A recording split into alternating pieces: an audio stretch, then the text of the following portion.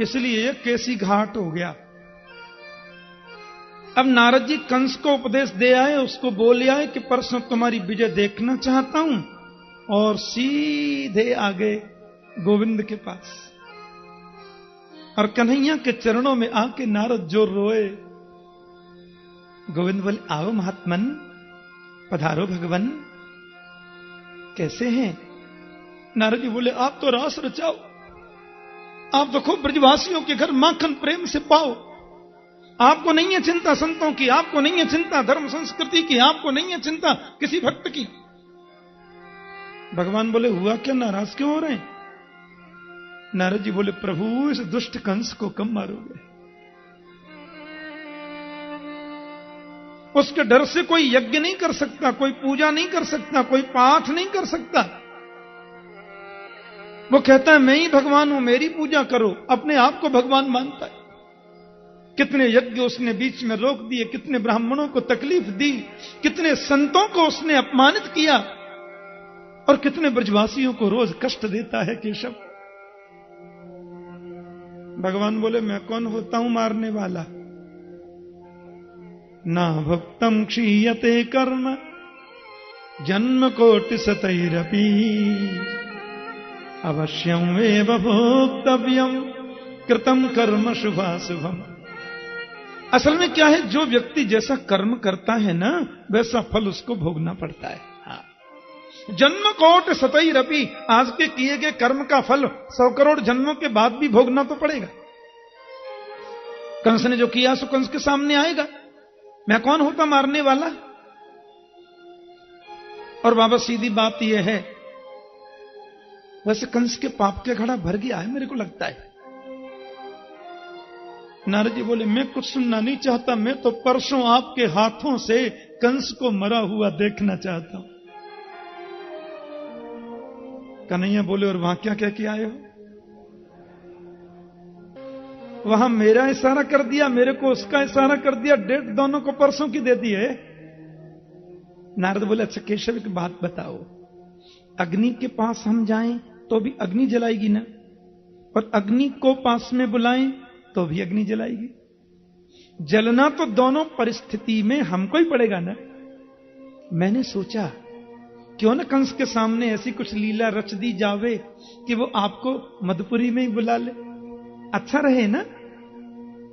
अब आप कंस के पास में जाएं या कंस आपके पास में आए, मरना तो दुष्ट कंस को ही पड़ेगा ना मेरे प्रभु। और फिर आप तो जानते हैं मैं तो वही करता हूं जिसमें सबका हित होता है। अब नारद जी ने पूरी कथा बताई। आप मथुरा जाएंगे, फिर आप कंस को मारेंगे, फिर आप गुरुकुल में पढ़ेंगे, फिर आपकी ये लीला में देखूंगा। देख लो संतों को कैसा अनुभव होता है। द्वारिका में जाकर कहां कहां भगवान क्या क्या करेंगे नारद जी पहले ही बता गए, भागवत में लिखा। जैसे वाल्मीकि मुनि जो थे ना, वाल्मीकि मुनि भगवान राम के समकालीन संत हैं, लेकिन देखो राम का संपूर्ण चरित्र उन्होंने लिख दिया। उसमें बहुत लीलाएं तो ऐसी हैं जो वाल्मीकि जी लिख गए, राम जी ने बाद में की। बोलो जय श्री कृष्ण। हाँ, तो संतों को चिंतन के माध्यम से, अपनी साधना से भी पता चल जाता है। और नारद जी तो भगवान के अवतारों में एक आवेश अवतार है।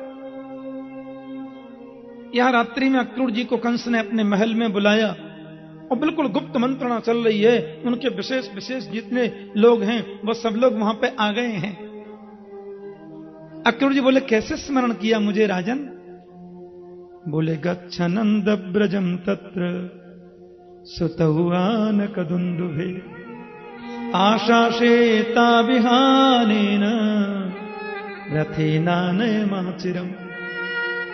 आपको नंद जी के ब्रज में जाना है। मैं कल आपसे कह रहा था ना कि गोविंद जब वृंदावन में पधारे तो नंद बाबा ने नंदगांव बसा लिया और श्री वृषभानु जी ने बरसाना बसा लिया।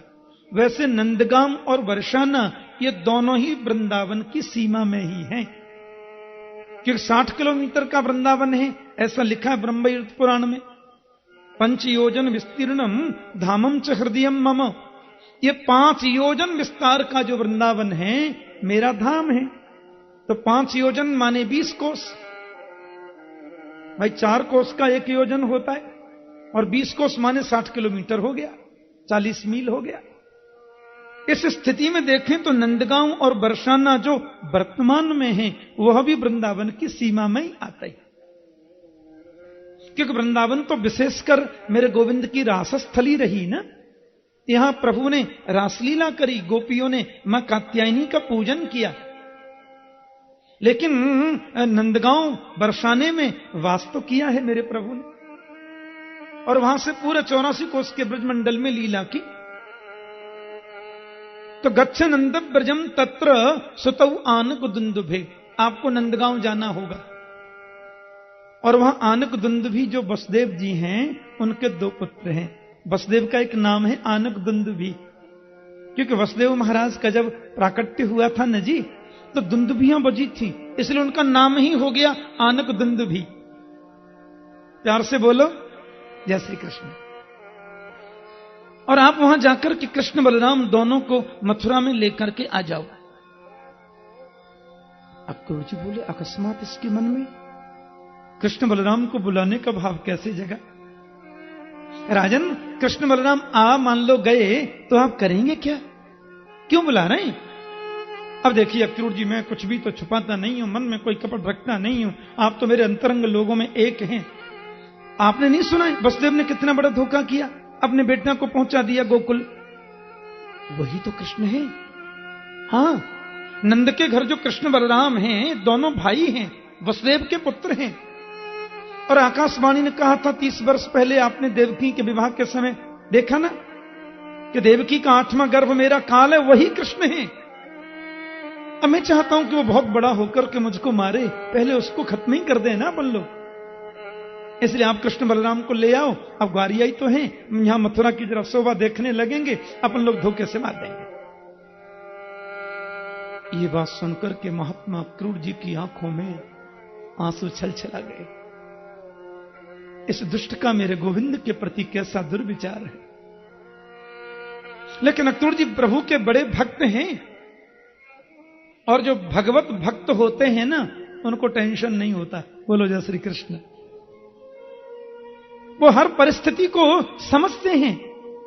अक्रूर जी ने अपने चेहरे की भाव भंगिमाओं को ऐसा न होने दिया कि कंस समझे कि मैं कुछ चिंता में हूं।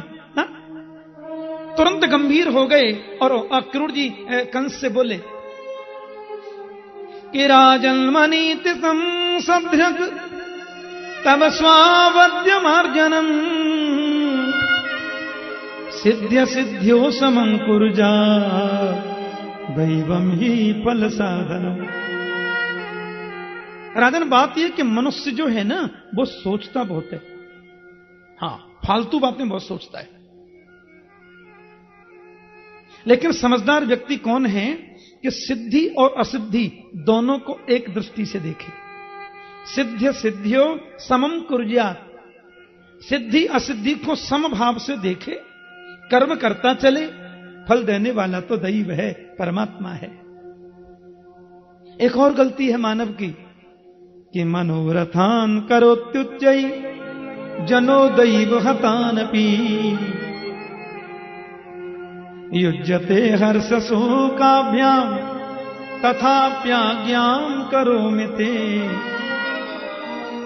ये मनुष्य मनोरथ बड़े करता है, बड़े बड़े मनोरथ करता है। ऐसा करेंगे फिर ऐसा हो जाएगा, फिर ऐसा कर लेंगे फिर ऐसा होगा, पर 1 मिनट के बाद में क्या होगा ऐसे कोई जानता है? हमारे ब्रज की बड़ी मीठी कथा है, मेरी दादी हमको सुनाती थी बचपन में कथा।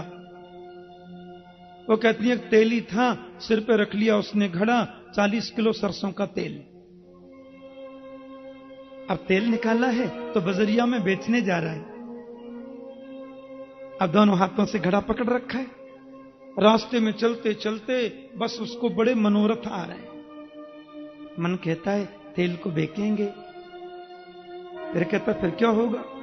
अरे भाई तेल बिकेगा, पैसे मिलेंगे, फिर क्या करोगे? अरे पैसे मिलेंगे तो ज्यादा तेल निकलेगा, फिर क्या करोगे? बोले ज्यादा तेल निकलेगा तो फिर ज्यादा पैसे मिलेंगे, फिर क्या करोगे? बोले ज्यादा पैसे मिलेंगे तो फिर जो है ज्यादा और तेल निकलेगा। फिर क्या होगा? जब बहुत पैसे हो जाएंगे फिर मकान बनवाएंगे, और मकान जब बन जाएगा फिर लोग सगाई वाले आएंगे। काम करता है, मकान पक्का बन गया है। हाँ, और ऐसे पकड़ के चलना तेल की मटकी को। सगाई वाले आएंगे तो फिर शादी हो जाएगी, फिर तो धनियों की लिस्ट में मेरा नाम आ जाएगा। 4 बाल गोपाल होंगे। ये छोटा वाला तो बहुत ज्यादा उद्यमी होगा, मेरी गोद में आकर कदाचित उसने कोई ज्यादा ऊधम मचाया तो मैं तो उसको अपने गोद में से उसकी माता की गोद में ही पटक दूंगा। सो घड़े को ही पटक दिया। बोलो जय श्री कृष्ण। पकड़ रखा था ना, तादात्म्यपन्न हो गया। अब तो रोने लगा देखो, और रोवे सो रोवे, जोर जोर से रोवे। कोई महापुरुष उधर से निकल रहे थे। बच्चा क्यों रोता है? बाबा क्या बताऊं, तेल बेका था, शादी हुई थी, 4 बाल गोपाल हुए थे, पर छोटे बाले ने ऐसा ऊधम मचाया, देखो सबको मिट्टी में मिला दिया। मनोरथान करो तुच्चई जनो दैव हता नपी। ये मानव की बहुत बड़ी गलती है और बहुत बड़ी भ्रांति है कि मनोरथ बड़े करता है, बार बार मनोरथ करता है। ऐसा करेंगे फिर ऐसा करेंगे फिर ऐसा होगा, लेकिन क्या होगा कौन जानता है। इसलिए व्यक्ति को चाहिए मनोरथ न करे, कर्म करे, और कर्म भी अति निष्ठा से करे। क्षमा करना, मैंने ये नहीं कहा कि मैं कृष्ण बलराम को लेने नहीं जाऊंगा। तथापि आज्ञाम करोमि ते, आपकी आज्ञा का पालन करना तो मेरा धर्म है, मैं अवश्य जाऊंगा। लेकिन कृष्ण बलराम को आप मारेंगे कि भाई आपको मारेंगे, ऐसा पहले से तो कुछ कहा नहीं जा सकता। पहले से कुछ बोला जा सकता है क्या? कंस ने कहा सुनिए, आप ये उपदेश मत दीजिए मुझे। हाँ, ये उपदेश सुनने का मेरा कोई मन नहीं है। आप तो सिर्फ इतना बता दीजिए जाओगे कि नहीं। बोले नहीं जाऊंगा, दुष्ट है, मार डालेगा। रात्रि को प्रवास किया और प्रातः होते ही नंदगांव की ओर चल रहे, वृंदावन की ओर चल रहे हैं, और बार बार उनके मन में विचारोत्पन्न हो रहे हैं। इसको बोलते हैं एकदम चिंतन, गोविंद का परम चिंतन। भगवान के चिंतन में लीन हो गए। किम मया चरितम भद्रम किम तप्तम परमं तप किम बाथाप्यर्हते दत्तम यद्रक्षाम अद्य केशवम। अक्रूर जी के मन में बहुत सुंदर भाव उठ रहे हैं। किम मया चरितम भद्रम, मैंने ऐसा कौन सा कल्याण का काम किया, ऐसा कौन कल्याण का आचरण किया है मैंने। और किम तप्तम परमम तपः, ऐसी कौन सी विशिष्ट तपस्या की है मैंने। किम बाथाप्यर्हते दत्तम, ऐसा कौन सा सुंदर दान किया है मैंने। यद्रक्षाम अद्य केशवम, जो आज मैं केशव को देखूंगा। कह ब्रह्मा ईशो रुद्र तौ वयति प्रशास्तीत केशव, जो सब पर प्रशासन करे उसको केशव कहते हैं। बड़े सुंदर भाव लेकर के अक्रूर जी पधार रहे हैं। इसको बोलते हैं प्रभु लीला का मानसिक चिंतन। और जहां से प्रारंभ होती है ना सीमा, वहीं पर उतर के रथ से और साष्टांग दंडवत प्रणाम करते जा रहे हैं, क्योंकि उनको बालुका में, ब्रज की रज में छोटे छोटे चरण चिन्ह दिखाई देते हैं। उनको दंडवत करते चल रहे हैं, उनको प्रणाम करते चल रहे हैं। प्यार से बोलो जय श्री कृष्ण। उनको प्रणाम करते चलते हैं। कृष्ण बलराम तो दोनों लौट रहे थे। काका जी आ गए, प्रणाम किया। अक्रूर ने मन ही मन गोविंद के चरणों में नमन किया मानो। अब ऊपर से तो आशीर्वाद देना पड़ेगा, काका बने हैं तो कोई उपाय नहीं है, इसलिए आशीर्वचन तो करना नितांत जरूरी है। क्यों आया हूं मैं, ये बताना कोई बहुत आवश्यक तो नहीं है। प्रभु ने कहा काका जी, मेरे प्रिय सखाओं को आप ये बिल्कुल मत कहना कि कंस ने हमें क्यों बुलाया है, ये रो रो कर मर जाएंगे। नंद बाबा, माता यशोदा प्रिय ब्रजवासियों ने आदरणीय अक्रूर जी का सत्कार किया। ब्रज का आतिथ्य तो बड़ा अद्भुत होता है। और जब पूजन आदि हो गया, भोजन आदि से निवृत्त हो गए, तो मैया ने बड़े भाव से पूछा, महाराज अक्रूर जी कैसे पधारे? पूरे ब्रज में तो हवा की तरह बात फैल गई। कोई पगड़ी बारो आयो रथ में बैठ के, मथुरा से आयो है। एक बोले हमने तो सुनी है कृष्ण बलराम को लेवे आयो है। मैया ने पूछी कैसे कैसे पधारनो भयो आपको? अक्रूर जी ने कहा, देखो नंदरानी जी, विशेष बात यह है कि मथुरा में बहुत बड़ा धनुष यज्ञ का मेला हो रहा है। मुझे लगता है कंस की भावनाओं में कुछ परिवर्तन सा हुआ है। सब लोग चाहते हैं कि कृष्ण बलराम भी उस मेले में पधारें, धनुष यज्ञ में पधारें। और विशेष बात यह है कि आदरणीय वसुदेव जी का भी मन है, लाला को देखा नहीं। बलराम मिले आएंगे, गोविंद भी हो आएंगे। माता यशोदा के हाथ से जल का पात्र नीचे गिर गया। अक्रूर से बोली, तुमने कैसे सोच लिया कि मैं जाने दूंगी? जिस दिन से लाला का जन्म हुआ, एक दिन भी कंस ने चैन से उनको रहने नहीं दिया। और तुम चाहते हो काल के गाल में अपने गोविंद को भेज दूं मैं? यह कभी नहीं हो सकता। मेरी कुबेर जैसी संपदा किसी को चाहिए तो हंस करके दे दूंगी। मेरा समग्र वैभव किसी को चाहिए तो दे दूंगी। पर गोपाल मेरा जीवन है, कृष्ण तो मेरा प्राण है। गोविंद को कहीं भेजने का तो प्रश्न ही नहीं उठता है। सांप बोल दिया। कन्हैया ने सोची कि आज यदि हम चुप रहे आए तो मैया तो जाने नहीं देंगी, तो आगे की लीलाएं संपन्न होंगी कैसे? आगे की लीलाएं फिर सुसंपन्न होंगी कैसे? जय श्री कृष्ण।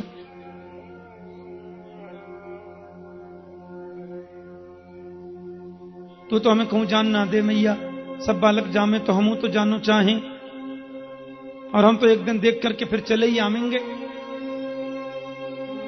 माता यशोदा के सामने बड़ी दुविधा है। एक तरफ है मां का वात्सल्य जिसमें अनिष्ट की आशंका रहती है, और दूसरी तरफ है बेटा की खुशी। मां यह भी नहीं चाहती कि कृष्ण का किसी भी प्रकार से अहित हो, मेरे लाला को कोई कष्ट पहुंचे, तो यह भी नहीं चाहती जब दुनिया के बालक देखने जाते हैं मेला, तो मेरा पुत्र क्यों न जाए? उसको भी जाना तो चाहिए। आखिर मैं कब तक उसको ऐसे घर में रखूंगी? नंद बाबा ने की नजरानी से, देवी तुम मन में विचार मत करो, हम साथ में जाएंगे और एक दो दिन भ्रमण करा के ले आएंगे। अब तो महाराज मैया की तो आंखों के आंसू ही नहीं थमते। पूरे ब्रज में बात फैल गई, अक्रूर नाम का व्यक्ति आया है मथुरा से कृष्ण बलराम को लेने के लिए। आज ब्रजवासियों के घर में रात में भोजन ही नहीं बना। गौशाला में गायों ने चारा नहीं खाया। हित अनहित पशु पक्षी हूं जाना। रात के 12 बजे होंगे। मेरे गोपाल ने देखा पलंग पर यशोदा मैया नहीं है। मैया मैया मैया करके चिल्लाए। देखा तो बरामदे में खम्मे से सिर लगाकर नंदरानी बैठी रो रही है। 11 वर्ष और 56 दिन की उम्र है मेरे गोविंद की आज। मैया के पास आकर के बैठ गए। मैया तू काय को रो गए? मैया बोली तू मथुरा चलो जाएगा तो मालूम है मैं कैसे रहूंगी। तू गाय चरावे जावे तो एक एक पल एक एक युग के समान बीते हमारे। अपने नन्हे से हाथों से मां यशोदा के आंसुओं को पोंछ रहे। और गोविंद बोले परश्व आगमिष्यामि, परसों आ जाऊंगा मैया, तू मन में विचार मत करे। रात भर बैठ करके मां यशोदा को समझाते हैं। नंदरानी को बार बार प्रभु समझाने का प्रयास करते हैं। नंद बाबा और कृष्ण के मित्र तो बैलगाड़ियों में बैठकर मथुरा को प्रस्थान कर गए, पहले ही चले गए। सवेरे होते ही श्री अक्रूर जी महाराज ने रथ सजाया। लाला अब चलना चाहिए। मां यशोदा के चरणों में कृष्ण बलराम ने प्रणाम किया। तू चिंता मत करे मैया, हम परसों आ जाएंगे, परसों आगमिष्यामि। मां यशोदा ने हाथ तो कर दिया पर धड़ाम से जमीन पर गिर पड़ी। गोविंद ने महल का द्वार जैसे खोला, देखा तो हजारों गोपियों की भीड़ द्वार पर लगी है। सामने मैदान में गोपियों के नेत्रों से प्रेम के पनारे निकल रहे हैं। गौशाला की ओर कन्हैया ने देखा तो गायों के नेत्रों से भी आंसू झर रहे हैं।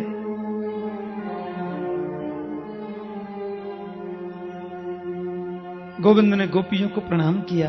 रथ में बैठने को जैसे चले, गोपियों के मुख से सुंदर वाक्य निकले कि अहो विधात स्तवन क्वचित दया संयोज्य मैत्र्या प्रणयेन देहिन तांस्ता कृतार्थान वियोनं क्षपार्थकं विक्रीडितं तिर्भकचेष्टितं यथा। अरे विधाता, तुम्हारे हृदय में जरा भी दया नहीं है, तुम्हारे हृदय में जरा भी करुणा नहीं है। संयोज्य मैत्र्या प्रणयेन देहिन, पहले जीव का तुम संयोग कर देते हो और मिलने से पहले उसका वियोग कर देते हो। ये आदत तुम्हारी क्यों है? आकाश की ओर गोपियां देखनी मानो विधाता को कोस रही हैं और कहती हैं अर्भक चेष्टितम यथा। तुम्हारे विचार बिल्कुल अर्भक माने बच्चों जैसे हैं।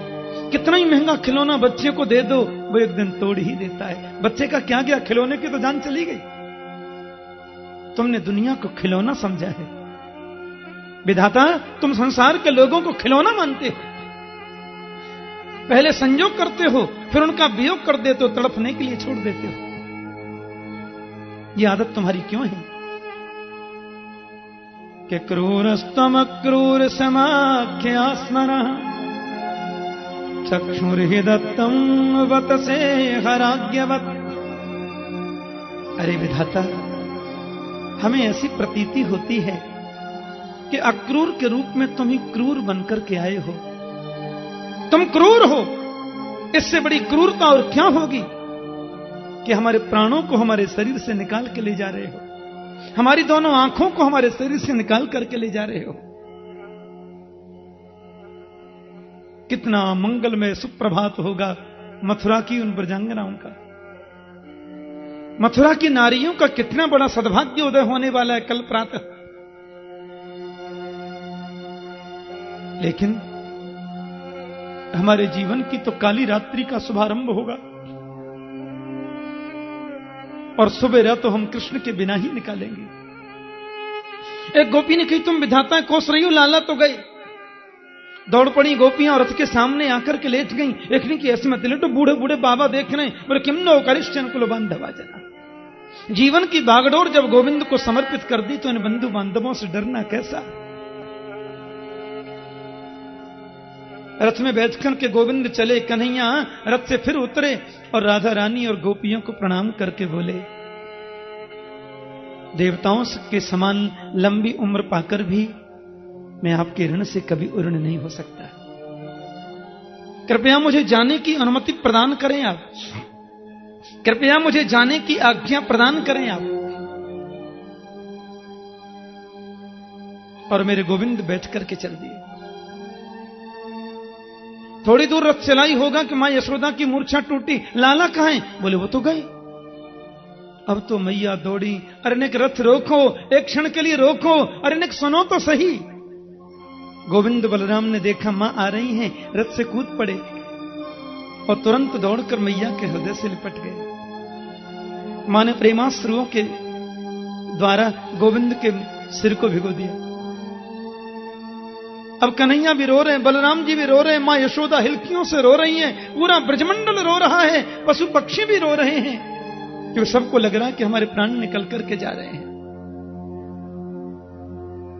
मैया बोली, लाला मुझको तो आज पता चली है कि तू मेरा पुत्र नहीं है। आज अक्रूर जी ने बताई कि तू तो वसुदेव नंदन है। मेरा क्या अधिकार? जिसका प्रयोग करके मैं तुमको रुकने का आग्रह करूं। एक निवेदन करना चाहती है ये ग्वालिनी। मैंने एक मिट्टी की मटकी फोड़ने के बदले तुम्हें ऊखल में बांध दिया। हो सके तो ये बात कभी याद मत करना, हो सके तो इसका कभी स्मरण मत करना गोविंद। गोविंद चरणों में गिर के रोते हुए मां से बोले, मां मैं दुनिया की हर बात कदाचित भूल जाऊं, पर मां के प्रेम बंधन को भूलना तो मेरी सामर्थ्य से परे है। न चांतर न बहिर्यस्य न पूर्वम न पिचापरम, पूर्वापरम बहिश्चांतर जगतो यो जगच्चय। तम आत्मात्मजमव्यक्तम मर्त्यलिंगमधोक्षजम गोपिकोलूखले दाम्ना बबंध प्राकृतम मिथा। जिस ब्रह्म के आदि का पता नहीं, जिसके अंत का पता नहीं, तम मत्वात्मजम अव्यक्तम, उस अव्यक्त अविनाशी को अपना आत्मज माना नजरानी ने। मर्त्यलिंग मधोक्षजम, और उनको उखल में ऐसे बांधा जैसे कोई प्राकृत बच्चे को बांधता हो। ब्रह्म को बांधने की सामर्थ्य किसी में है, वो तो केवल नजरानी यशोदा के प्रेम में है, विशुद्ध वात्सल्य में है। और तुमने मुझे बांधा, ये भूजले जैसा है ही नहीं, ये तो जीवन पर्यंत याद रखने योग्य है माता, मैं विस्मरण नहीं कर सकता। गोविंद ने रथ पे चढ़कर के फिर ब्रज को देखा। लगता है वृक्ष भी रो रहे, पक्षी भी रो रहे। एवं ब्रुवाणा विरहा तुरावृसम ब्रजस्त्रियः कृष्ण विषक्त मानसा विसृज्य लज्जामुरुदु स्म सुस्वरम गोविंद दामोदर माधवेति। जब तक रथ की ध्वजा चमकती रही, रथ से उड़ने वाली धूल चमकती रही, मां यशोदा, ब्रज की गोपियां हे गोविंद, हे दामोदर, हे माधव, बस ऐसे विलाप करती रही, रोती रही। अखियां जादू भरी बिहारी में तो कब से खड़ी तेरी अखियां है जादू भरी बिहारी में तो कब से खड़ी तेरी अखियां ही जादू भरी बिहारी में तो कब से खड़ी तेरे अखियां है जादू भरी बिहारी में तो कब से खड़ी। सुन ले मेरे श्याम सलोना, तुमने ही मुझ पर कर दिया टोना। सुन लो मेरे श्याम सलोना, तुमने ही मुझ पर कर दिया टोना। सुन लो मेरे श्याम सलोना, तुमने ही मुझ पर कर दिया टोना। सुन लो मेरे श्याम सलोना, तुमने ही मुझ पर कर दिया टोना। कर दिया टोना में तो तेरे ही दुआरे पड़ी, बिहारी में तो कब से खड़ी तेरी अखियां है जादू भरी बिहारी में तो कब से खड़ी। सुंदर भाव है।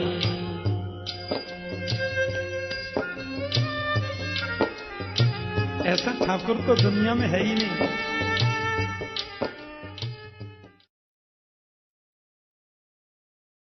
आचार पूजा पाठ गीता ज्ञान रसिक भगवत द्रग दई अस खींच के मुखम्यान। ऐसा कौन ठाकुर है?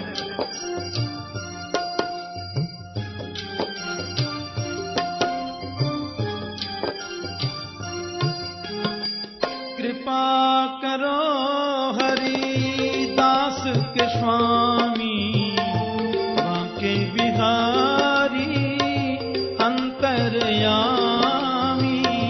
कृपा करो हरिदास के स्वामी, बांके बिहारी अंतर्यामी। कृपा करो हरिदास के स्वामी, बांके बिहारी अंतर्यामी। कृपा करो हरिदास के स्वामी, बांके बिहारी अंतर्यामी। अंतर्यामी मेरी छूटे ना भजन की लड़ी, बिहारी में तो कब से खड़ी तेरी अखियाँ है जादू भरी, बिहारी में तो कब से खड़े। गोविंद मेरो है, गोपाल मेरो है। गोविंद मेरो है, गोपाल मेरो है। गोविंद मेरो है, गोपाल मेरो है। गोविंद 2 मिनट चाहिए। गोपाल मेरो है। राधा रमण बिहारी नंदलाल मेरो है। राधा रमण बिहारी नंदलाल मेरो है। वृंदा विपिन बिहारी नंदलाल मेरो है। वृंदा विपिन बिहारी नंदलाल मेरो है। श्री यमुना पुलिन बिहारी नंदलाल मेरो है। यमुना पुलिन बिहारी नंदलाल मेरो है। बोलो गोविंद मेरो है, गोपाल।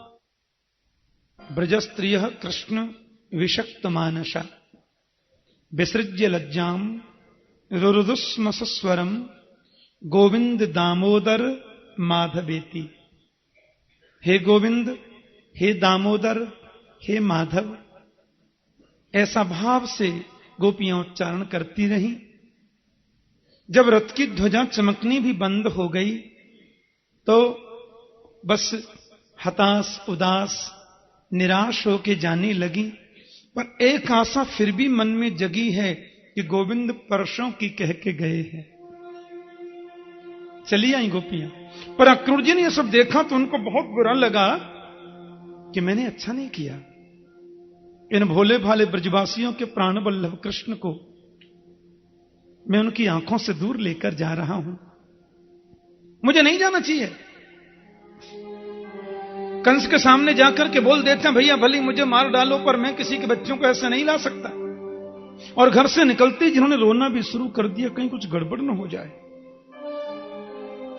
गोविंद बलराम से बोले, काका जी के मन में कोई संदेह है गोए भैया जी? बोले हम बे। कन्हैया बोले, काका जी भूख लग रही है, कुछ खावे के ताई मिलेगा? अक्रूर बोले, हो गया कल्याण। अब युद्ध में तो पता नहीं कितने समय तक भोजन उपलब्ध ही न हो। यदि युद्ध छिड़ गया तो घर से निकलते ही भूख भी लग आई।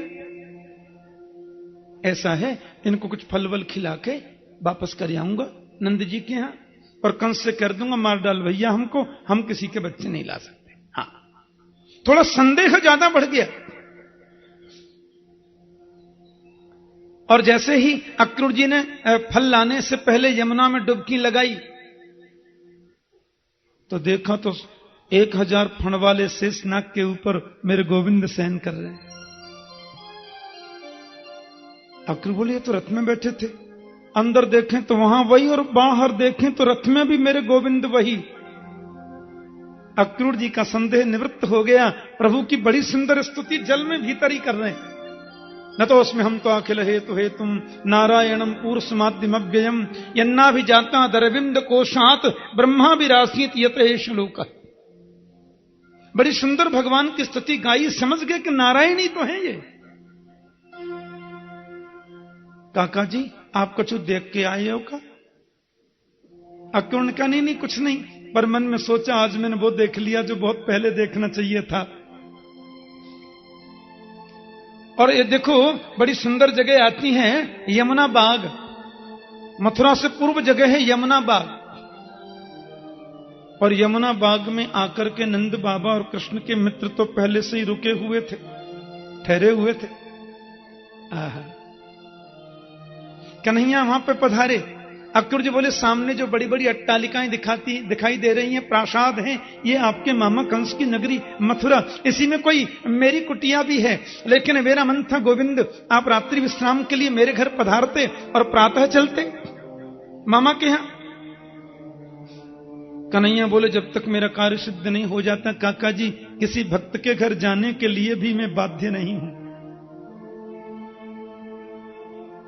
रात्रि विश्राम किया और प्रातः काल होते ही मेरे कन्हैया ने आज यमुना स्नान करके हाथ में जल लेकर के संकल्प कर लिया, कल सायंकाल का सूर्यास्त बाद में होगा, हम कंस का कल्याण पहले कर देंगे। ये उन्होंने संकल्प कर लिया। बोलो जय श्री कृष्ण। और अक्रूर जी ने जाकर के बोल दिया भैया कृष्ण बलराम को ले आया हूं, तुम जानो तुम्हारा काम, क्योंकि उनको विश्वास हो गया ना कि अब ये जाने वाला है, मेरे गोविंद तो उसका कल्याण कर ही देंगे। प्यार से बोलो जय श्री कृष्ण। और विश्राम किया। सवेरे होते कन्हैया नंद बाबा से बोले बाबा हमने मथुरा में भ्रमण करबे जानो चाहे। बाबा ने की जाए तो रहे हो पर काऊ तो सारे मत कह दीजिए। हमारे ब्रज में 2-3 गारी बड़े प्यार से देते हैं, दारी के सारे, और भी 1-2 है, सब नहीं बताऊंगा।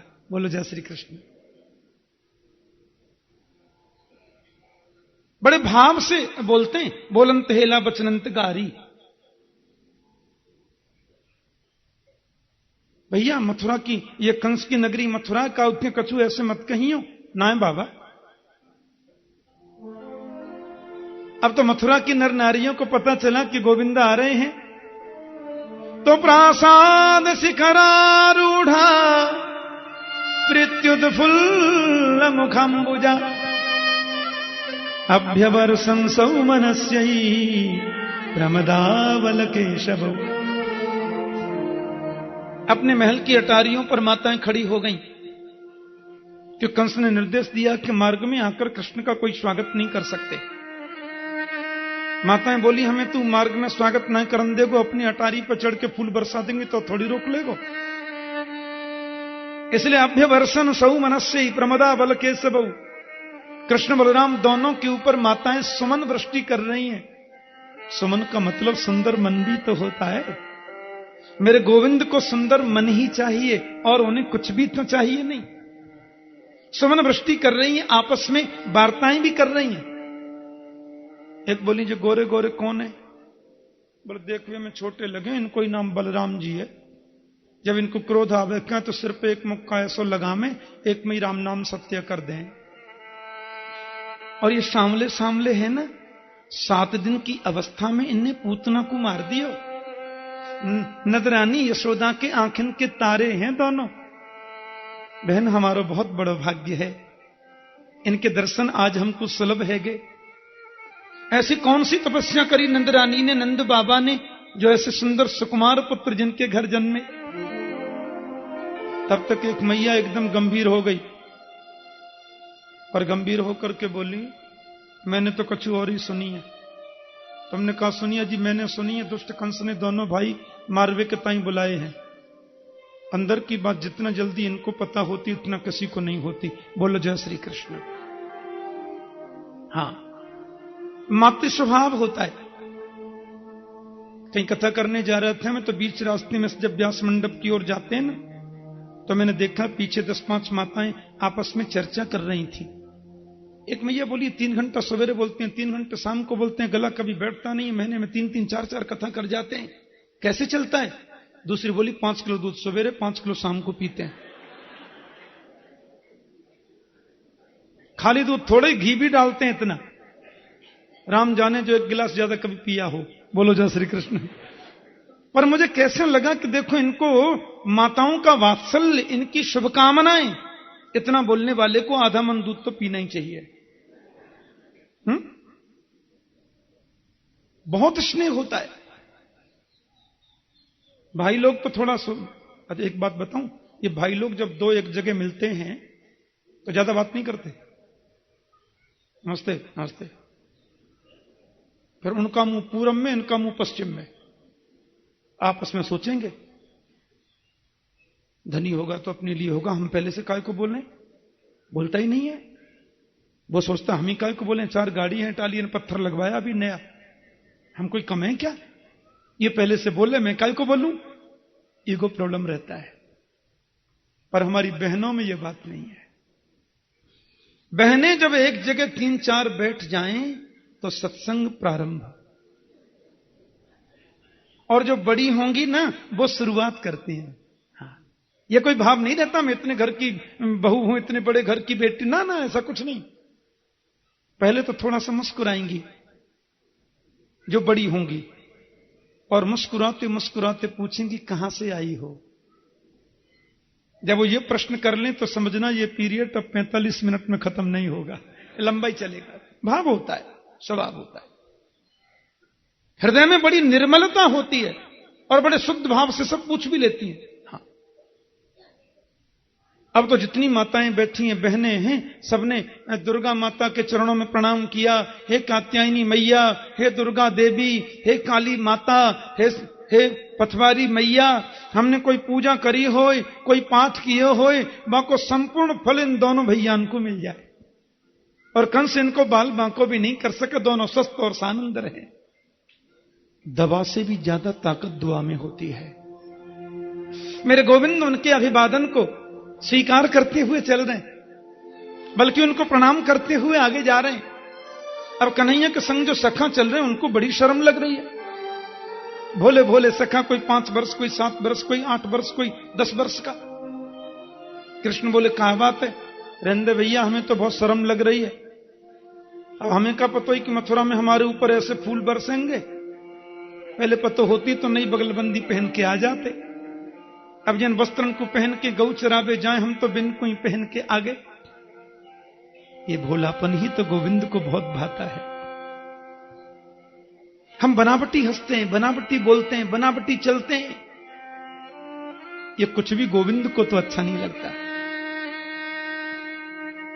ये मनस्थिति है। कृष्ण बोले ठीक है व्यवस्था करता हूं तुम लोग। ना ना, हम यूं सोचें भैया कि जब मथुरा में प्रवेश करते ही हमारे ऊपर ऐसे फूल बरसने, स्वागत है रहे, तो मामा के दरबार में तो जाने कितना स्वागत होएगा। कृष्ण बोले हाँ, आरती की थारी लेके खड़े मामा जी द्वार पे, करेंगे तुम्हारी पूजा।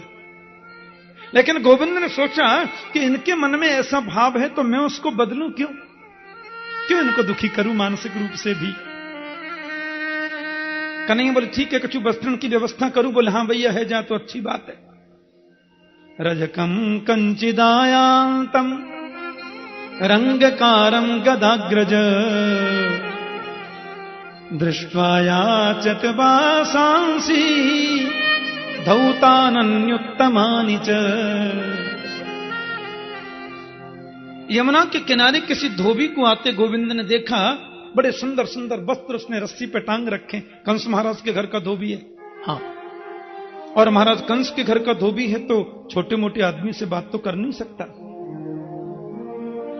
राष्ट्रपति जी से मिलना बहुत सहज है, पर उनके पीए से मिलना बहुत कठिन है, क्योंकि उसमें वोल्टेज ज्यादा होते हैं। कन्हैया धोबी के पास में गए, बड़े प्यार से बोले मामा जी राम राम। ठीक है क्या बोलो? बोले मामा जी हम कंस महाराज के खास भांजे हैं, हमारे साथ में ये जो सखा आए हैं ना, ये सखा हैं, हमारे मित्र हैं, इनके पास में वस्त्र नहीं है, आपके यहां बड़े सुंदर वस्त्र टंगे हैं, इनमें से 10-5 हमको दे दो, मामा जी से मिलकर लौटेंगे तो वापस कर देंगे।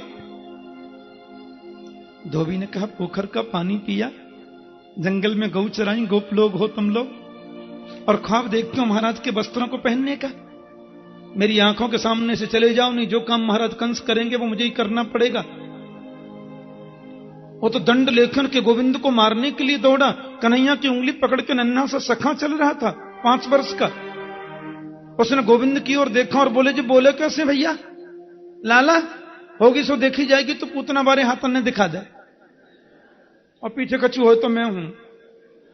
कन्हैया ने तो उसको गले से लगाया, तुम्हारे ऐसी स्नेह तो मुझे तुम्हारा कर दिया। कन्हैया बोले, देखो आप हमको वस्त्र नाए दोगे तो हम मामा जी से शिकायत कर देंगे, खास भांजे हैं। धोबी ने कहा, मेरी आंखों के सामने से चले जाओ, मुझे सब मालूम है, तुम लोग कितनी देर के मेहमान हो, बड़े आए मामा के भांजे। डंडा लेकर के मारने को दौड़ा तो मेरे गोविंद ने उसके मुखमंडल पर एक तमाचा दिया, बेचारे का सिर ही धड़ से अलग होकर नीचे गिर पड़ा, राम नाम सत्य हो गया।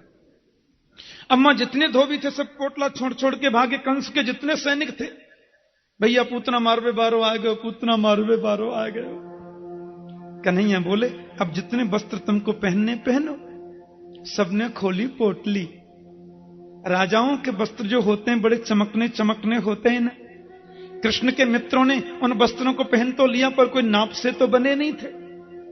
सो 1.5 हाथ नीचे बाजू लटक रही है, रास्ते में चलते हैं तो बिना झाड़ू के सड़क सफा हो रही है। भैया रहने दे, ये तो मगनु से लगे। कृष्ण बोले, करता हूं व्यवस्था। ततस्तु बायक प्रीतस्तयोर वेशम अकल्पयत।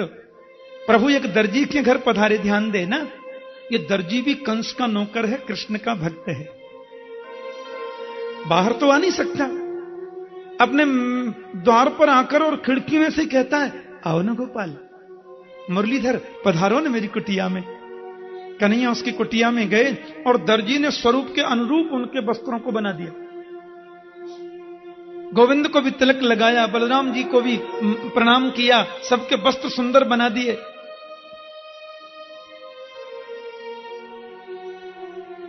ब्रजवासियों की 3 पहचान है। वस्त्र बड़े सुंदर पहनते हैं जो खांटी ब्रजवासी है ना। माथे पर खूब चंदन लगाएंगे, गले में माला धारण करें। ब्रजवासी बोले, लाला देख, वस्त्र तो हमारे ठीक है गए, पर माला होनी चाहिए नेक। ततः सुदाम्नो भवनम मालाकारस्य जगमतु। सुदामा नाम के माली के घर मेरे गोविंद पधारे, और सुदामा माली ने कन्हैया को माला पहनाई, श्री बलराम जी को पहनाई, मित्रों को पहनाई। राजमार्ग में गोविंद जब मथुरा में प्रवेश कर रहे हैं, सामने से एक बड़ी विचित्र नारी आ रही है, परीक्षित। 3 जगह से कमर है उसकी टेढ़ी, कमर टेढ़ी है, चेहरा सुंदर नहीं है, चमड़ी काली है, इसलिए मुंह को ढक के रखती है। बड़ी विचित्र स्त्री है। समाज में अपने आप को संभ्रांत और सुशिक्षित कहलाने का नाटक करने वाले लोग उस नारी से बात करने में भी अपनी तौहीन समझते। ये परिस्थिति बड़ी विचित्र है। हम दिखते कुछ हैं लेकिन होते कुछ हैं। ये सामाजिक दृष्टि है। अपने जीवन के कितने ही वसंत उस नारी ने पूर्ण कर लिए, लेकिन समाज के किसी वर्ग ने, किसी व्यक्ति ने उससे यह भी नहीं पूछा कि तुम हो कौन। चेहरे को ढक के रखती, हाथ में लगी है चांदी की कटोरी, भरा है केसर युक्त चंदन, और जैसे कन्हैया के सामने होकर वो नारी निकली, मेरे गोविंद मुस्कुराकर बड़े प्यार से बोले, कात्वं वरोर्वै यदुहानुलेपनम् कस्यांगनेवा कथयस्य साधुनः दैहावयोरंगमिलेपनम् अल्पमुत्तमम्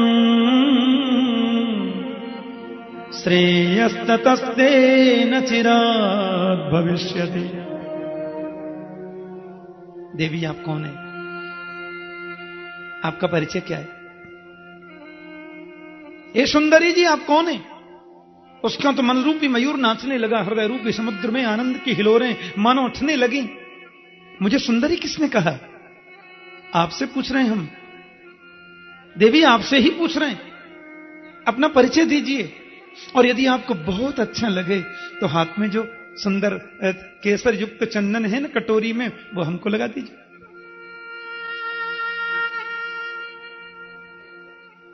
ये बात सुनी, उसकी तो आंखों से आंसू झर पड़े। बोले दास्यास्म्यहं सुंदर कंस सम्मता त्रिवक्र नामाह्यनुलेप कर्मणि किमद्भावितं भोजपतेरति प्रियम् विना युवां कोन्यतमस्तदर्हति।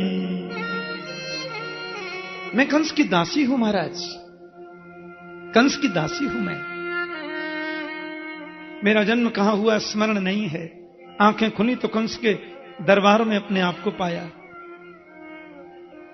नाम तो मेरा सैरंध्री है, लेकिन कमर 3 जगह से टेढ़ी है ना, लोग मुझे त्रिवक्रा बोलते हैं। त्रिवक्र नामा ह्यनुलेप कर्मणि। आप मेरे चमड़े को नहीं देखना, जरूर काला है, लेकिन मेरे द्वारा घिसा गया चंदन महाराज कंस को बड़ा प्रिय लगता है, और मेरा मन कहता है कि आज ये चंदन सिवाय आपके किसको लगाऊं। बिना युवाम को न्यतमस्तदर्हति। मेरे द्वारा घिसा गया चंदन आप स्वीकार करेंगे? कृष्ण बोले लगाओ ना। अब कुब्जा ने पहले बलराम जी को लगाया, कृष्ण मित्रों को लगाया, मेरे गोविंद के माथे पर चंदन लगाने लगी। प्रभु के नेत्र सजल हो गए, क्योंकि इसकी चमड़ी गोरी नहीं है, समाज में प्रतिष्ठा नहीं मिली, लोग इससे बातें करना तौहीन मानते हैं। मेरे गोविंद ने कहा देवी जरा मेरे पास में आओ, और जैसे वो पास में गई, 3 अंगुली कन्हैया ने उसकी ठोडी से लगाई, अपने चरण के अंगूठे से उसके चरण को दबाया, और जरा सा कमर पे ऐसे इशारा किया, सोई वो तो सीधी हो गई। बोलो जय श्री कृष्ण। एकदम सीधी हो गई, चमड़ी का कलर चेंज हो गया जी। कि रूप पेसल माधुर्य हसितालापवीक्षित, बड़ा सुंदर उसका रूप बन गया, अप्सराओं जैसी सुंदरी बन गई। ये सब कैसे हुआ? क्योंकि मूकम करोति वाचालम पंगुम लंघयते गिरि यत्कृपातमहं वंदे परमानंद माधव। आहा, मूकम करोति वाचालम, मेरा गोविंद कृपा कर दे न जी तो गूंगे व्यक्ति को वाचाल बना दे, कोई बड़ी बात नहीं है। मेरा कन्हैया कृपा कर दे तो लंगड़ा व्यक्ति पर्वत को लंघ जाए। कुब्जा सुंदरी हो गई, इसमें आश्चर्य क्या है? लेकिन उसने तो हाथ पकड़ लिया, मेरे घर चलना होगा। गोविंद बोले आऊंगा, अभी नहीं। एक सैनिक ने आकर कंस से कहा महाराज जी, अपने जीवन में सबसे बड़ी गलती आपने आज की है। क्या? कृष्ण बलराम को यहां बुला के, अरे अच्छा वहां रहते तो हम राक्षस भेजते रहते, कोई आपत्ति नहीं थी, आपने यहां क्यों बुला लिया? आते आते आपके वस्त्र धोने वाले को मार दिया, आपके दर्जी से कपड़े सिलवाए, आपके माली से महाराज उसने देखो माला पहन ली, और वो आपकी दासी। कंस बोले आज आई नहीं, बोले अब आएगी भी नहीं। दासी थोड़ी ही रही, वो तो देवी बन गई। लेकिन पूर्वाग्रह से ग्रसित जिनकी बुद्धि होती है, ध्यान देना, उन्हें सत्य का दर्शन नहीं होता, और सत्य उनको सुहाता भी नहीं है। अभी भी कंस मान लेता कि ये परब्रह्म है, क्या आपत्ति थी? लेकिन जब सैनिक ने कहा महाराज ऐसे ऐसा उसने कर दिया, आपकी दासी को सुंदरी बना दिया, कंस ने सैनिक से कहा सुनो, जादू वादू भी जानता है क्या? मालूम नहीं, मेरे सामने कोई जादू नहीं चलेगी। ये पूर्वाग्रह से ग्रसित बुद्धि सत्य को नहीं देखने देती, सत्य का दर्शन नहीं करने देती।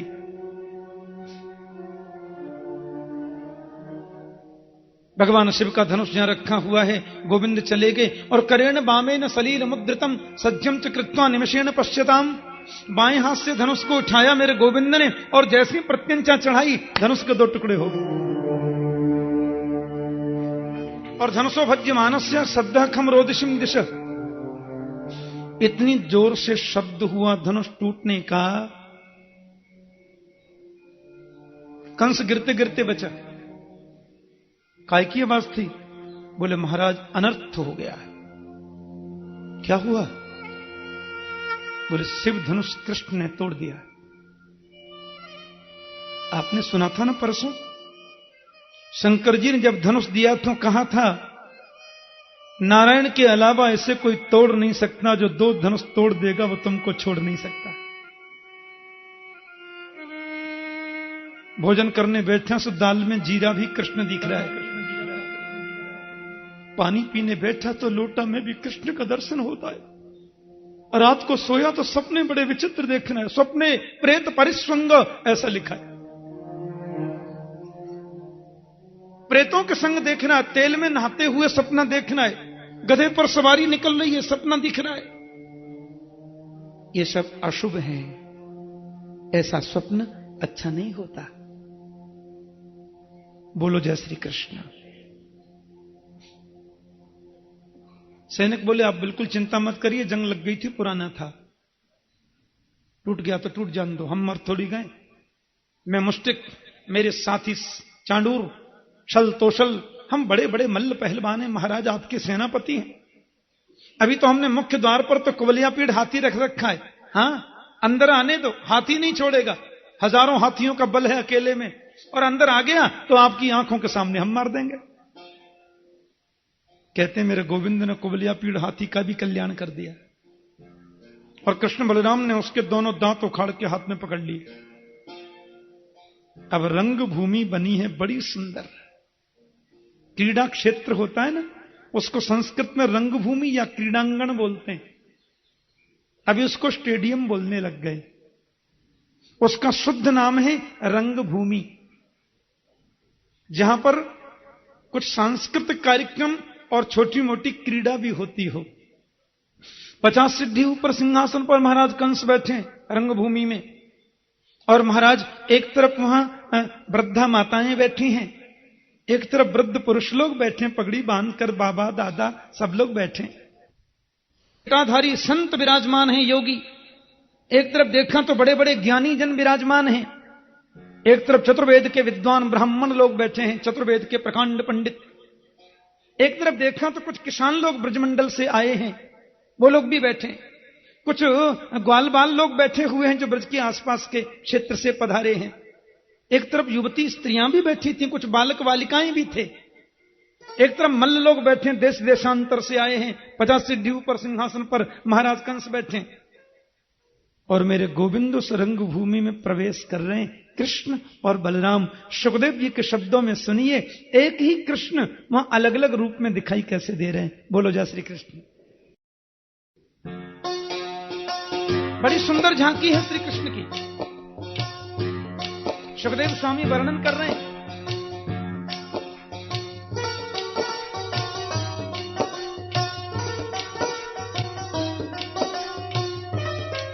जिसकी जैसी भावना भगवान वैसे दिखते हैं।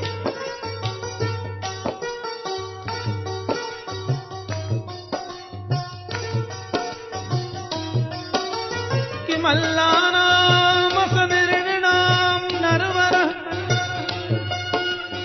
स्त्रीणाम स्मरो मूर्तिमान गोपानाम स्वदनो सताम क्षितिभुजाम शास्ता सपित्रो शिशु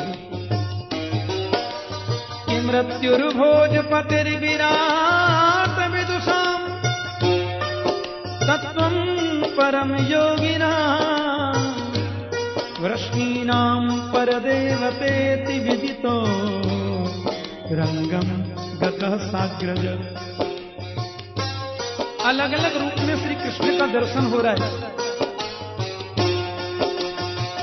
जाकी रही भावना जैसी, जागी रहे भावना जैसे, प्रभु मूरति देखी तिन तैसी, प्रभु मूरति देखी तिन तैसी, उमा दारू जो सिद्ध की नाही, उमादारी जो सिद्ध की नाही, सबहि नचावत राम घुसाई, सबहि नचावत राम गुसाई, नटमरकत ऐव सबहि नचावा, मरकट सबहि नचावा,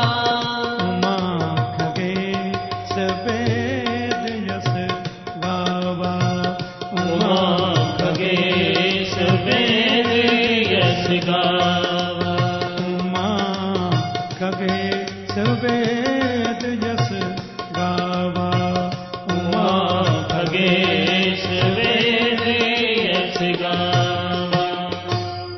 कहते हैं मल्लानाम असनिर्णाम नरवर स्त्रीणाम स्मरो मूर्तिमान, गोपानाम स्वजनो सताम क्षतिभुजाम शास्ता स्वपित्रो शिशु।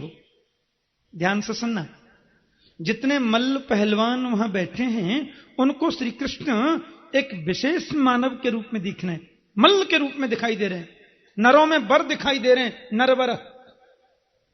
और स्त्रीणाम स्मरो मूर्तिमान, जो वहां सुंदरी युवती स्त्रियां बैठी थीं उनको श्री कृष्ण स्मर कामदेव के रूप में दिखाई दे रहे हैं। और वहां दादी जी बैठी थी ना बिना दांत वाली, उनको श्री कृष्ण नाती पोता के रूप में दिखाई दे रहे हैं। हाँ, और जो गोप ग्वालवाल बैठे थे उनको अपने मित्र के रूप में दिखाई दे रहे हैं, गोपाल ये हमारा मित्र है।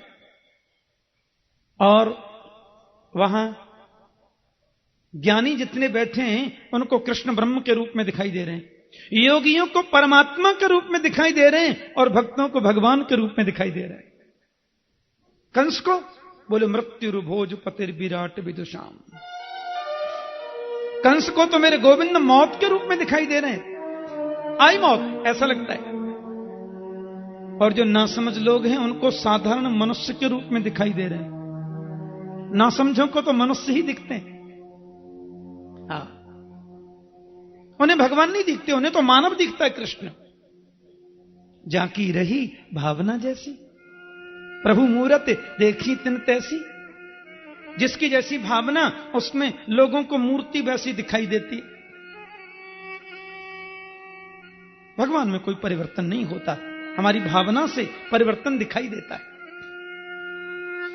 मुष्टिक और चांडूर दोनों ने 11 वर्ष और 58 दिन के हैं कृष्ण, और 1 वर्ष उनसे बड़े हैं श्री बलराम जी। दोनों को देखा और बड़े व्यंग में हंस करके बोले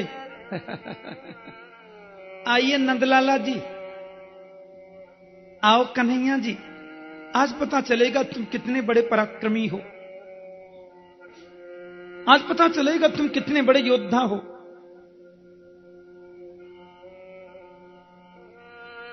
कन्हैया बोले हम पे लड़बो तो आवे ही ना, हम तो खेलबो जाने।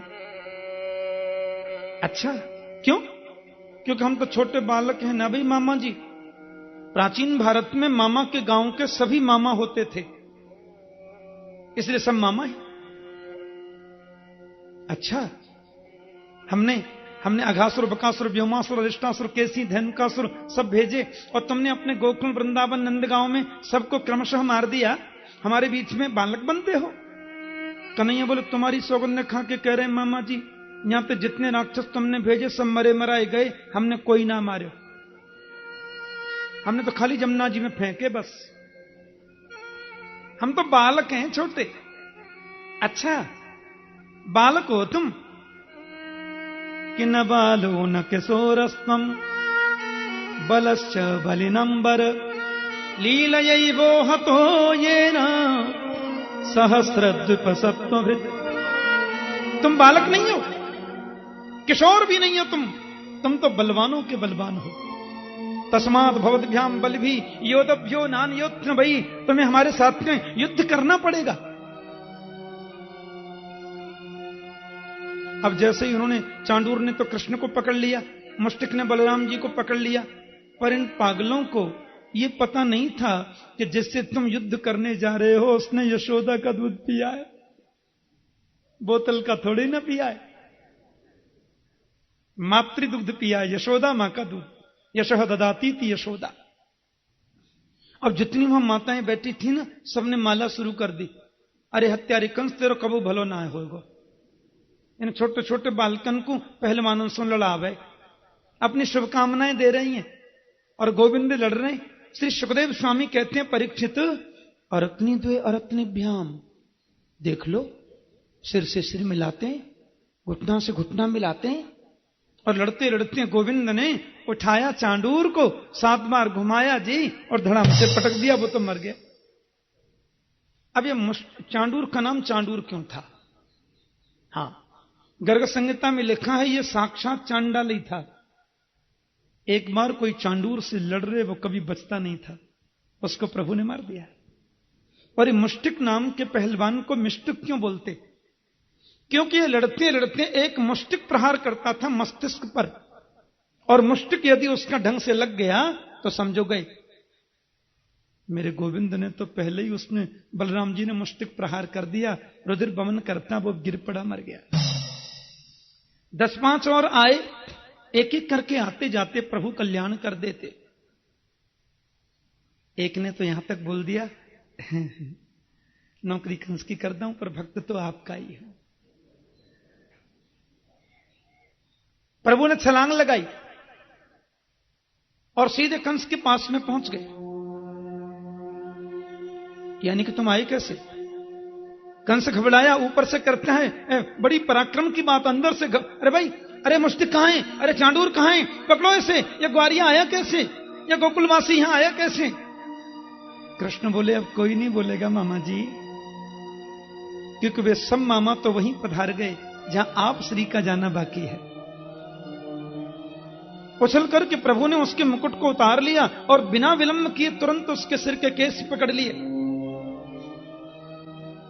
यानी कि तुमने मेरे सिर के केस पकड़े क्यों? तुम्हें मालूम नहीं आज मैं तुम्हें छोड़ नहीं सकता? गोविंद बोले, लगती है। कंस बोले, बहुत जोर से पकड़ लिया तुमने, ये कोई तरीका नहीं है, एक बार मेरे सिर के केस छोड़ के देखो। कन्हैया बोले, मुझे छोड़ना ही तो नहीं आता मामा जी, मैं तो जिसे पकड़ता हूं ना उसे छोड़ता कभी नहीं। पर मुझे खुशी इस बात की है कि आज आपको पता तो चला कि सिर के केस पकड़ने से लगती भी है। जाके पग नहीं फटी विवाई, सो कह जाने पीर पराई। शास्त्र कहते हैं, आत्मनः प्रतिकूलानि परेशान न समाचरे। जो बात तुम्हें अपने लिए बुरी लगती है वो कभी किसी दूसरे के साथ मत करो। याद करो मामा, 30-35 वर्ष पहले माता देवकी का जब विवाह हुआ था और माता प्रथम बार अपनी ससुराल जा रही थी, आप विदा करने जा रहे थे। आकाशवाणी को सुनकर के तुमने मेरी माता के सिर के केस पकड़कर नीचे खींच लिया और तलवार से मारने को तुम उद्यत हो गए, पर आपको मालूम नहीं था कि केस पकड़ने से लगती भी है, इसलिए आपका क्या दोष?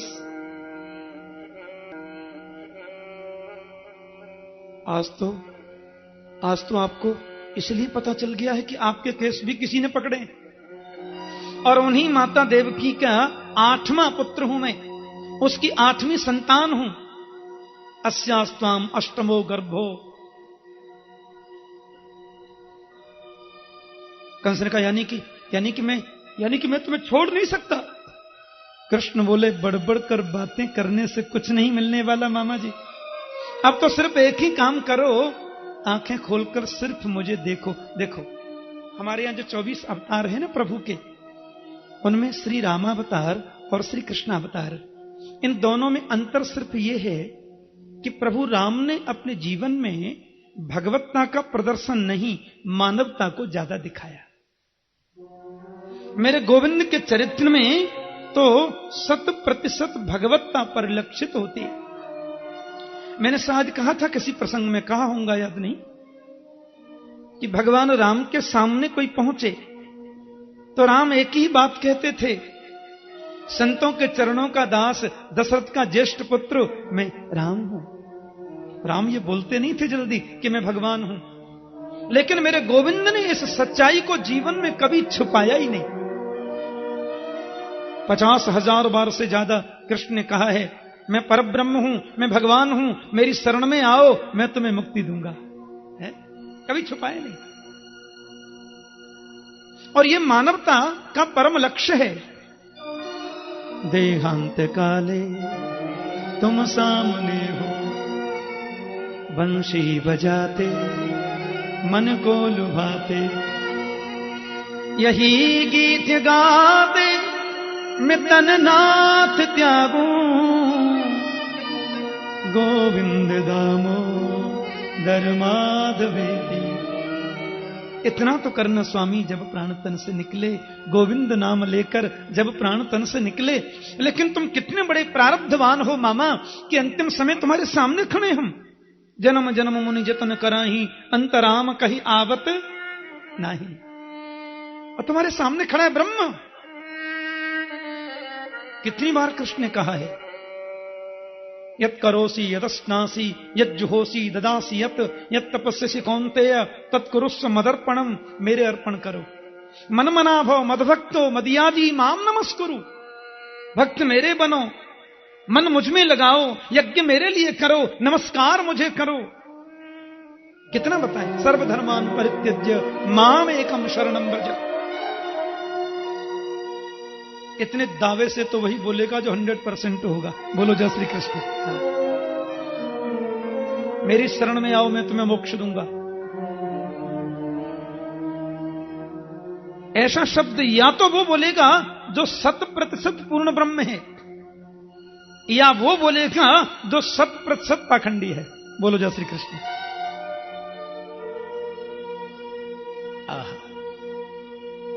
कंस ने टकटीक लगा करके गोविंद को देखा,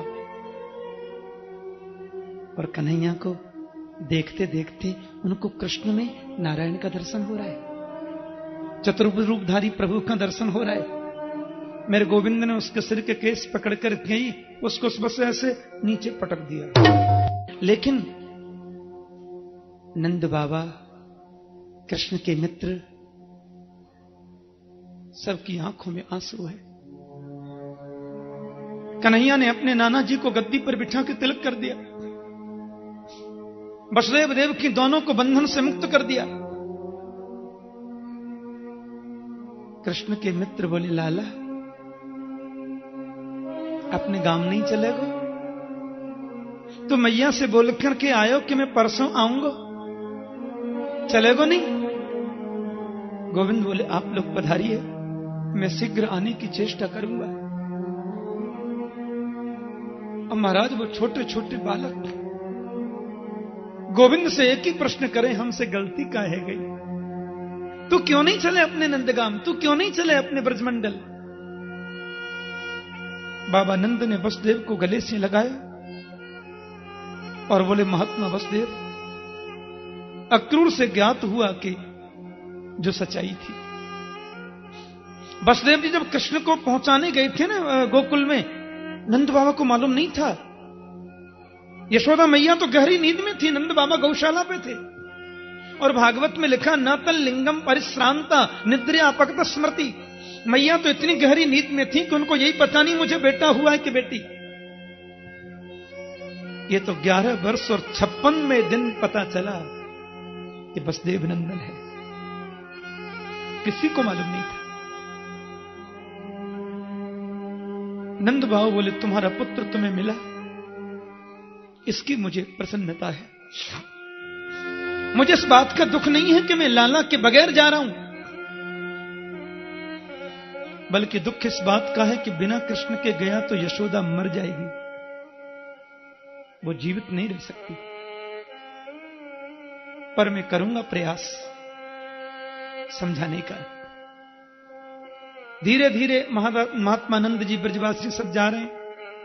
आज तीसरा दिन था न जी। मैया यशोदा तो महल की अटारी पर बैठी बैठी टकटकी लगा के देख रही हैं। बाबा की पगड़ी दिखाई दी, कृष्ण के मित्र दिखाई दिए। मैया अटारी से नीचे उतर गया, लाला आ रहे हो, मेरे गोविंदा आ रहे हो। महल के द्वार पे आ गई और ज्यों ज्यों नंद बाबा की पगड़ी पास आती जा रही है, मैया बोली हमें लाला क्यों ना दिखे। कृष्ण के मित्रों के चेहरे भी दिखने लगे, लेकिन कृष्ण बलराम नहीं दिख रहे। महल के पास नंद बाबा अपनी टोली के साथ पहुंचे ही होंगे कि मैया दौड़कर उनके पास चली गई और एक ही प्रश्न किया, लाला कहां है। नंद बाबा ने कहा, देवी आप मां हो और मां का हृदय तो बहुत विशाल होता है। मां का हृदय तो सागर जैसा गहरा और गंभीर होता है। हम लोगों को क्या करना, शरीर वृद्ध है, कब चले जाएं। लेकिन हमें चाहिए, यानी कि मुझे और तुम्हें दोनों को चाहिए कि हमारा गोविंद जहां रहे प्रसन्न रहे। जो वस्तु अपनी हो नहीं सकती उस पर अधिकार दिखाना बुद्धिमानी नहीं है देवी।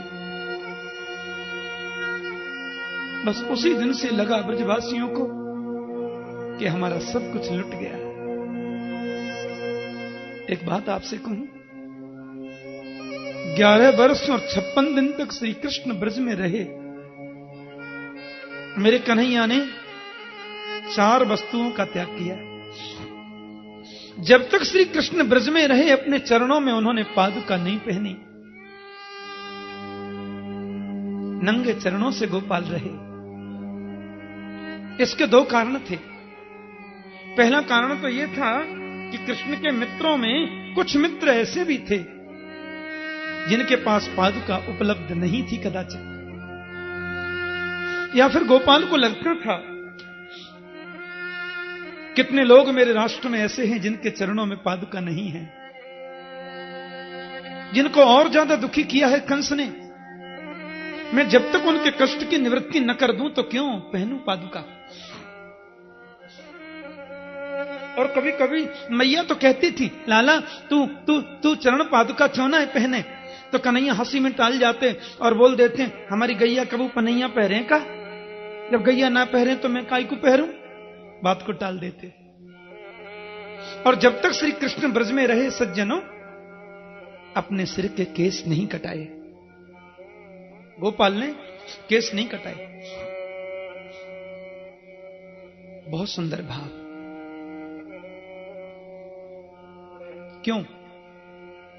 क्योंकि भगवान का एक संकल्प था, एक अनुष्ठान कर रहे हैं और अनुष्ठान में केस काटना मना है कि जब तक मैं कंस का उद्धार न कर दूं केस कटाऊंगा नहीं।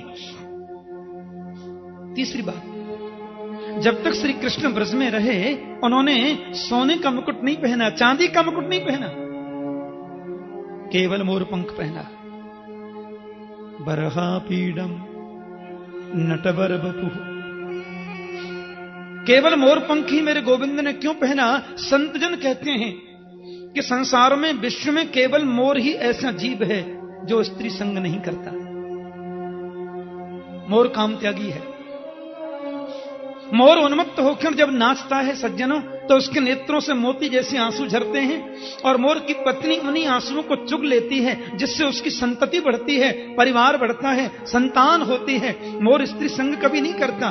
तो मोर पंख को अपने मस्तिष्क पर धारण करके कृष्ण ने यह बताया कि काम त्यागी मुझे इतना प्रिय है कि मैं उसको सिर पर रखने को भी राजी हूं। बोलो जय श्री कृष्ण।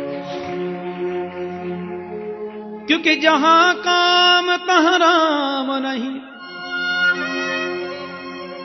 जहां राम नहीं काम, तुलसी दोहु की रह सकही,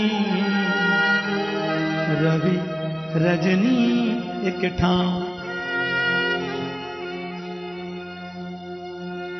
कभी अंधकार और सूरज एक साथ रह सकते हैं क्या? कभी नहीं रह सकते। अंधकार और सूरज कभी एक साथ हो ही नहीं सकते। जिस हृदय में काम बैठा हुआ राम आए कैसे? काम को निकालो तो राम आए, और राम पहले आगे तो काम आ ही नहीं सकता। जहां राम नहीं काम।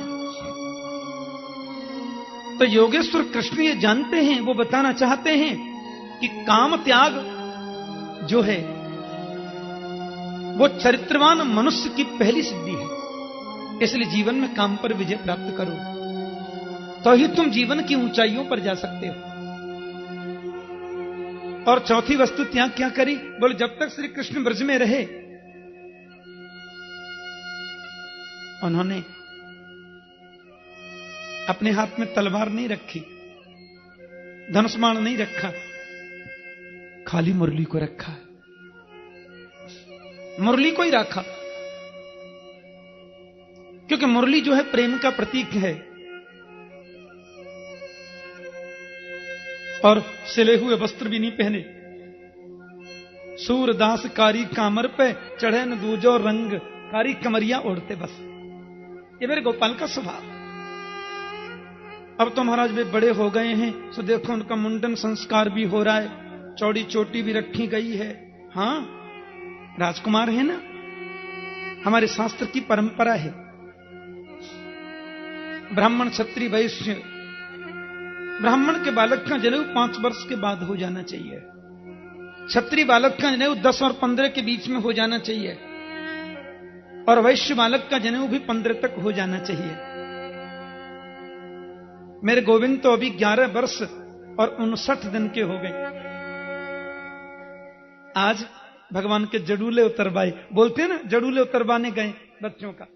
अब जड़ूले उतरे, इतने बड़े हो गए, और चौड़ी चोटी रखी। हिंदुत्व की पहचान तो चोटी होती है।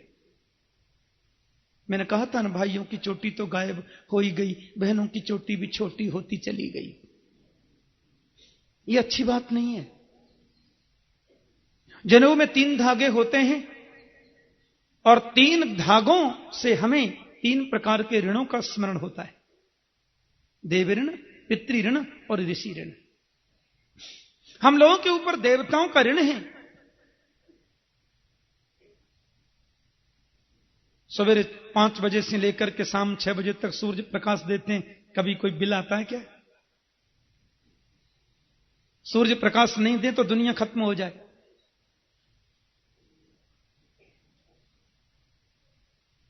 पवन देवते यदि चलना बंद कर दें तो ऑक्सीजन नहीं मिले, संसार खत्म हो जाए। ये पक्की बात है। तो क्या हमारा इतना कर्तव्य नहीं बनता कि हम सूर्य नारायण को अर्घ्य देते हैं रोज? सूर्याय स्वाहा, चंद्रमा से स्वाहा, पवनाय स्वाहा, उनको हवन करें, यजन करें। ये बड़ा जरूरी है। हमारे ऊपर ऋषियों का ऋण है। माता के संग कैसा व्यवहार, बहन के संग कैसा, पत्नी के साथ कैसा, और पड़ोसी के संग कैसा, ये व्यवहार की शिक्षा हमको ऋषियों ने दी। मातृदेवो भव, पितृदेवो भव, स्वाध्यायान मां प्रमदतव्यम। ये ऋषियों से तो हमें शिक्षा प्राप्त हुई। अब हम ऋषियों के बनाए ग्रंथों का अध्ययन करें, अनुशीलन करें, तो ऋषियों के ऋण से ऋण हो सकते हैं। दूसरा धागा इसलिए। और जनेऊ में तीसरा धागा होता है हमारे पितृगणों का स्मरण बना रहे। पितरों ने हमको एक संस्था दी है, एक परिवार दिया है, एक सभ्यता दी है।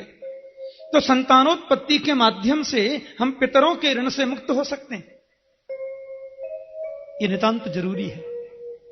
प्यार से बोलो जय श्री कृष्ण।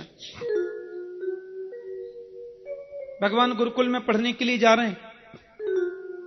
भागवत में बड़ी सुंदर शिक्षा है कृष्ण की। आइए 5 मिनट हम उसको श्रवण करें। कि सरहस्यम धनुर्वेदम धर्मान्याय पथांस्तथा तथा चान्वीक्षिकीं विद्यां राजनीतिं च षड्विधाम्। जिसको आजकल उज्जैन बोलते हैं ना, इसी का एक नाम है अवंतिका। अवंतिका में श्री गोविंद अध्ययन करने के लिए गए शांतिपनी के गुरुकुल में। और वहां गोविंद जब अध्ययन के लिए पधारे वहीं पर श्री कृष्ण को एक बड़ा विद्वान, बड़ा तेजस्वी, बड़ा त्यागी, अमित तेजस्वी विप्र कुमार मिला, जिसका नाम है सुदामा। क्या बात है! बचपन से ही इतना अमित तेजस्वी, शास्त्रों में इतनी पैठ और त्याग में जीवन सुदामा का। गोविंद से मित्रता हो गई। कन्हैया ने गुरुकुल में जाकर परीक्षित पढ़ा क्या? बोले सरहस्यम धनुर्वेदम धर्मान न्याय पथांस तथा। श्री कृष्ण ने धनुर्विद्या का अध्ययन किया, राजनीति शास्त्र का अध्ययन किया। 6 प्रकारी राजनीतिम च षड्विधाम, 6 प्रकार की राजनीति को सीखा, धर्मशास्त्रों का अध्ययन किया। और परीक्षित फिर धर्मनीति और राजनीति को जोड़ करके चले। बहुत स्पष्ट सी बात है, राजनीति पर धर्म का पूर्ण अंकुश होना चाहिए, लेकिन धर्म में राजनीति का हस्तक्षेप नहीं होना चाहिए। जिस राजनीति पर धर्म का अंकुश नहीं होता, वो राजनीति अभद्र नीति हो जाती है, स्वस्थ नीति नहीं होती। चाहे वो दशरथ का राजघराना हो, चाहे बड़े बड़े पूर्व के राजाओं के यहां कोई भी निर्णय होता तो उसमें धर्म नीति को पहले देखा जाता है। गुरुजी, हम ये काम करने जा रहे हैं, आप देखिए ये राज्य हित में है कि नहीं। तो फिर जो आचार्य होते थे, उनके यहां के शिक्षक, वो धर्मनीति के अनुसार राजनीति का संचालन करते थे। बोलो जय श्री कृष्ण। तो श्री कृष्ण ने राजनीति और धर्मनीति दोनों को जोड़ के चलने की बात कही। एक बात कहूं, धर्म ही बताता है कौन व्यक्ति पुरस्कार का अधिकारी है, कौन व्यक्ति दंड का अधिकारी है।